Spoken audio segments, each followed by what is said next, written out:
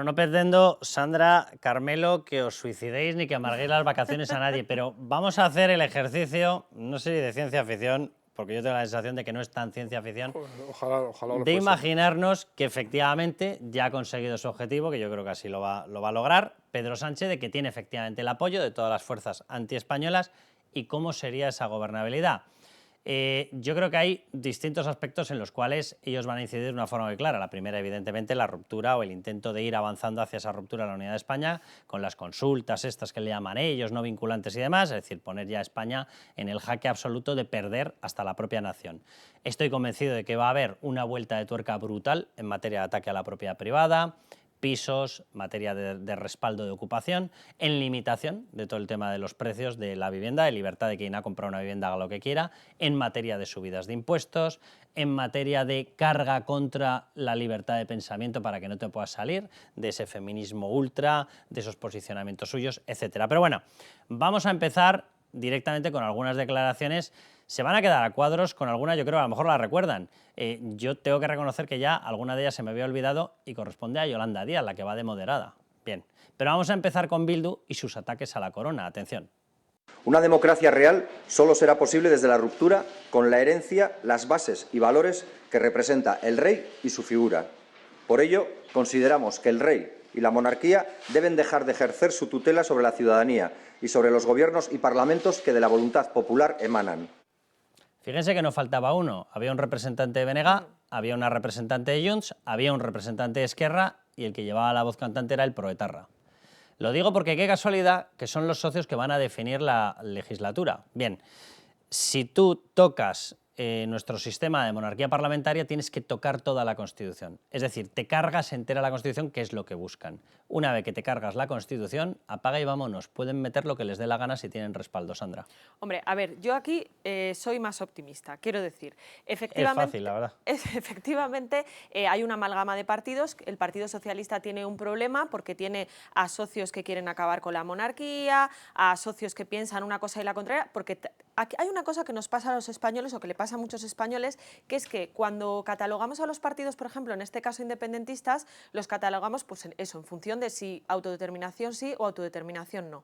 Pero muchas veces no pensamos en que luego tienen otra ideología, pueden ser, unos son de derechas, otros son de izquierdas. Eso va a dejar un panorama muy complicado para tomar ciertas decisiones, ¿no? Pero precisamente por eso yo creo o quiero pensar o me gustaría pensar que en caso de que Pedro Sánchez consiga formar su gobierno, obviamente va a tener que pagar el peaje que le pongan, que probablemente sea, pues eso, una amnistía encubierta, un referéndum, aunque sea consultivo o lo que sea, pero luego va a haber otra serie de cosas que probablemente nunca lleguen a término porque no se va a conformar esa mayoría y si no forma parte del acuerdo inicial, pues pueden pasar por alto. Y luego el tema de la Constitución, no hay que olvidar que hay una cosa que ha pasado en estas elecciones y es que en el Senado el Partido Popular sigue teniendo mayoría. Para cualquier reforma constitucional se necesita una mayoría de 3/5 de las dos cámaras, con lo cual en ese sentido, gracias a ese resultado en el Senado, pues afortunadamente estamos blindados. Por eso digo que yo, en cierta medida, en este sentido soy optimista. Carmelo. El problema para mí no es que esta gente vaya a un cambio constitucional, que sería bastante problemático, pero hay un reglamento previsto para eso y al final llegaría el día en el que votaríamos. Los españoles votaríamos si nos parece bien esa Constitución nueva o no. Ha pasado en Chile hace poco un gobierno, un presidente que acababa de ganar las elecciones y las ganó con cierto margen. Eso te iba a decir, no cuidado porque el ejemplo que estamos siguiendo, que es el del comunismo iberoamericano, está llevando a todos los países a una situación de inestabilidad brutal por medio de cambios de las constituciones. Pero en Chile llegó la hora de votar la gente esa Constitución y salió con una mayoría bastante amplia que no. También es cierto que la Constitución era un dislate completo de arriba abajo. Pero bueno, lo que quiero decirte es que me parece incluso más preocupante porque no van a ir por ahí. Van a ir por el camino por el que ya ha ido Sánchez hasta ahora, que es el camino de una degeneración institucional absoluta, de dejar todas las instituciones por los suelos y pasar cosas que deberían pasar por un camino, hacerlas pasar por otro, pues gracias a la presencia de Pumpido en el Tribunal Constitucional, al dominio que tienen de ese tipo de cosas. Y súmale a eso un enfrentamiento de la población. O sea, lo que está haciendo Sánchez es esconderse detrás de la población. ¿Qué me piden los separatistas? Se lo doy. ¿Qué me piden los proetarras? Se lo doy. ¿Eso genera enfrentamiento con la otra parte de la población? Hombre, obviamente. Va y resulta que las familias de las víctimas están hasta el moño de que se premie y se homenajee a etarras. Claro, obviamente. ¿Eso genera una distorsión absoluta entre las inversiones que estoy realizando para Cataluña y las que realizo para Extremadura? Sí. ¿Qué es lo que ocurre? Un enfrentamiento. ¿Y en el enfrentamiento qué? Pues yo cuando acabe mi mandato, aquí me marcho y aquí tenéis el enfrentamiento. Y ahora os apañéis vosotros. Ese es el problema que yo le veo a toda esta historia. Si llega un gobierno después que frena estas tendencias, perfecto. Como llegue un gobierno que no lo frene, en algún momento ese enfrentamiento llevará hasta el punto de que una parte diga, mira, ya no es que tú quieras la independencia, es que estoy hasta el moño de ti. Y como estoy hasta el moño de ti, hemos llegado de una forma artificial a un punto de entendimiento. Tú te quieres marchar porque te consideras muy independiente, yo no aguanto más contigo. Claro, pequeño problema, nos habrán dejado el paquetito de la ruptura de España. Y ese momento esa es la sensación que yo tengo. Y hay mucha gente ahora, sobre todo después del resultado electoral, en el que si, digamos, sacásemos de la ecuación a Cataluña y al País Vasco, la derecha habría arrasado, tendría una mayoría amplísima. Hay mucha gente que está por eso. Es decir, no, mira, que se vayan, que nos dejen en paz, porque vamos a ir mejor. Lo que pasa es que eso no puede pasar si no es a cambio de una ruptura absoluta. Y una ruptura absoluta no entre Cataluña y el resto de España, sino una ruptura absoluta de la sociedad, una ruptura absoluta de las instituciones. Y el que se crea que en esa ruptura nos va a ir bien, está muy equivocado. Cuando los países se hunden institucionalmente, se hunden a todos los niveles. Y eso es lo que yo tengo miedo que le pase a España, porque al final las decisiones económicas malas son muy malas, pero se arreglan. Es decir, si un gobierno hace una ley de vivienda que es un desastre y es un ataque a la propiedad privada, el gobierno siguiente puede hacer una ley de vivienda que solucione todo eso, o borrar la anterior. Una ruptura nacional. Pero las rupturas institucionales, eso no lo arregla nadie. La República Checa y Eslovaquia se separaron en un movimiento que casi nadie entendió allí, y eso ya no hay, con perdón, Dios que lo junte. Y el nivel de enfrentamiento se enquista por completo.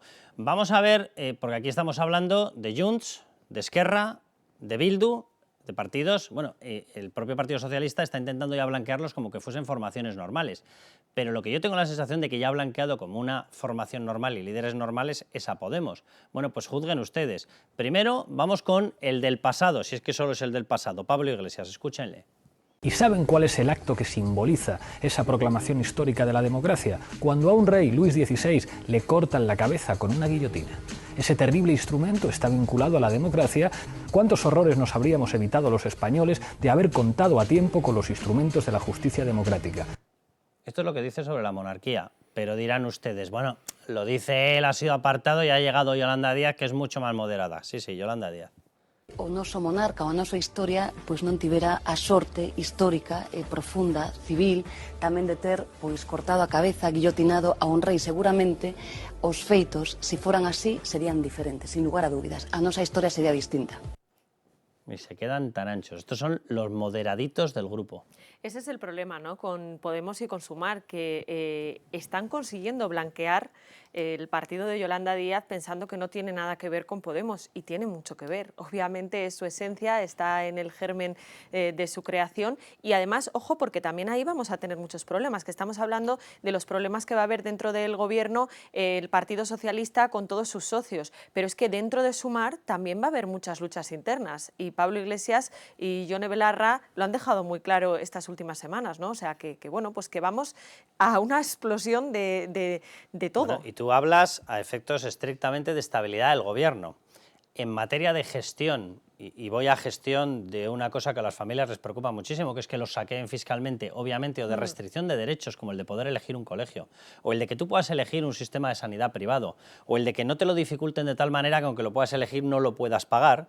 Cuidado, porque todos estos se van a poner de acuerdo de una forma, pero vamos, absolutamente maravillosa y rapidísima. O sea, todos van a estar de acuerdo en que los 90 y pico mil millones de euros que ya nos han subido en impuestos en 2 años les parecen poquísimo, y que por tanto tienen que seguir subiendo. Aquí, a los que estén por encima de la media, ¿para qué les voy a dar una noticia? En España esa media son 25.000, 27.000 euros al año, en brutos. Es que eso es importante que la gente lo sepa. Sí. O sea, cuando la gente dice le vamos a subir a los que están por encima de la media, ¿alguien me quiere explicar cómo formas una familia en España con 25.000, 27.000 euros brutos? Es que para esta gente los ricos es casi toda la población. Menos ellos. Bueno, menos ellos, que nunca son lo suficientemente ricos. Es una cosa maravillosa. Pero luego, siempre tienen justificación ellos para serlo, los demás para ser clase media no. Este tipo de gobiernos, cuando se hacen, digamos, con muchos grupos, muchos de ellos muy al extremo, pero cuando se hacen, si se hiciesen con un partido socialista, que obviamente no lo harían con este tipo de grupos, pero un partido socialista con una serie de valores y que fuese un partido socialdemócrata de verdad, cosa que no es,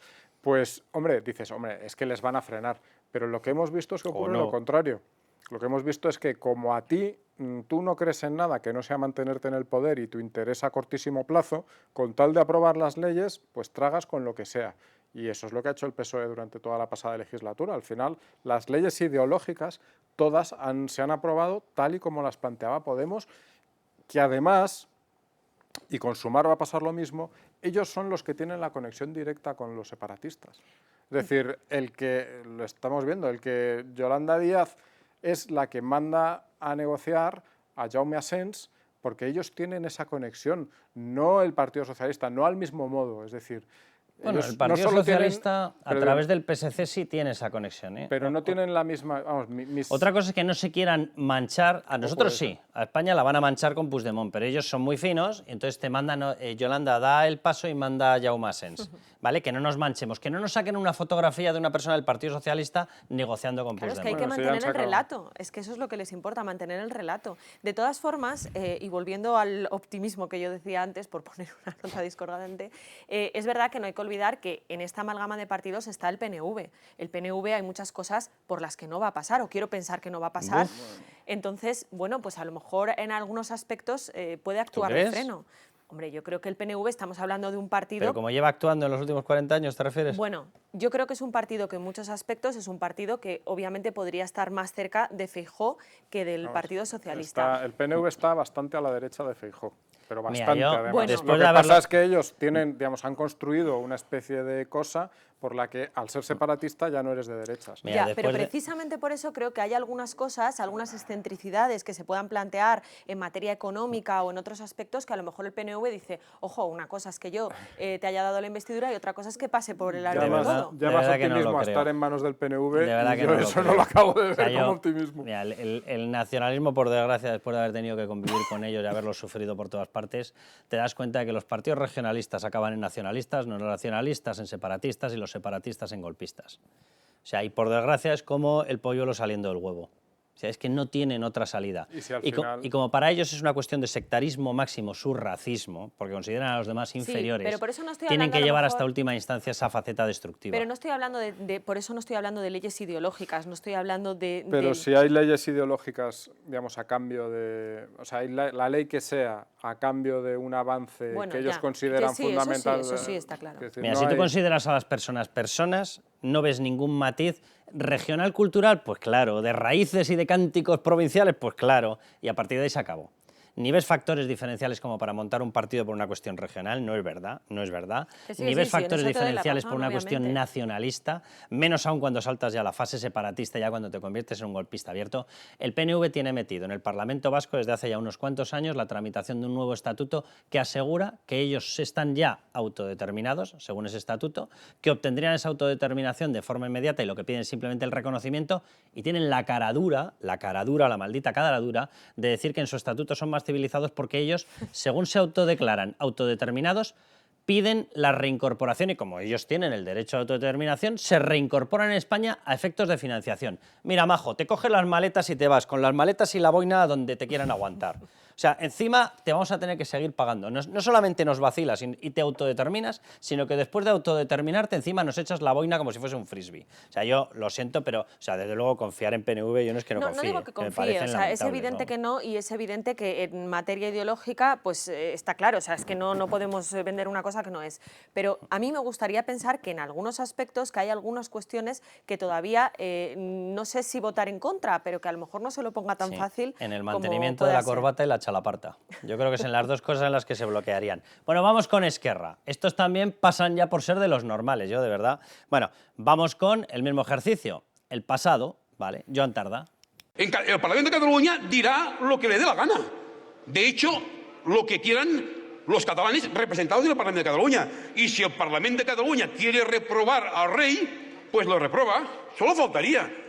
Solo faltaría. ¿Qué os creéis? Aparece en la Constitución. ¿Y qué os creíais? Que era un texto legal. La Carta Magna. Vale, vamos con el presente. Vamos con Gabriel Rufián. La Casa Real, la madre del Cordero. Tienen razón. A Felipe VI le votó un español. Es Francisco Franco. Tenía unos 10 años él, un poco joven. Cálmense, que es muy pronto. Esto es con lo que va a formar un gobierno que asegura que es de progreso Pedro Sánchez. Y Félix Bolaños, Félix Bolaños está emocionado perdido. Desde luego, la apuesta de Esquerra está clara. Lo que pasa es que los resultados también están bastante claros. Los resultados es que a día de hoy Cataluña sigue sin ser independiente, incluso después de haber declarado la independencia, y Esquerra ha perdido 400.000 votos. Yo no entiendo muy bien su apuesta, sinceramente, no entiendo muy bien el camino por el que van, pero sí que hay efectivamente una posibilidad, que es la que tú comentabas antes del Parlamento Vasco, Carlos, que es ese nuevo estatuto que se ha declarado constitucional porque, con perdón de la expresión... Por ese gran constitucionalista llamado Conde Pumpido. Exacto, que sabe... Garantía absoluta de defensa constitucional. Que te dirá que, hombre, si interpretas la Constitución según cómo sale el sol en las Urdes a las 7 de la mañana, pues resulta que ahí sí que eso es constitucional. Y lo que decíamos antes, son cosas que se rompen y no hay forma de volver a arreglarlas. Y esa ruptura, que según Pumpido será completamente constitucional, destroza la Constitución en sí, destroza el sistema. Es decir, o el sujeto político es la nación española o son las nacioncitas de no sé qué, pero las dos a la vez no pueden ser. Bueno, pues vamos a cortar aquí el programa porque las dosis de realismo en verano suelen ser convenientes darlas de poco en poco, no vaya a ser que tengamos aquí responsabilidades ya suicidas. Bueno, lo dejamos aquí. Seguiremos explicándoles todo lo que puede ocurrir en los próximos programas. Hasta entonces, ya saben, a levantar España.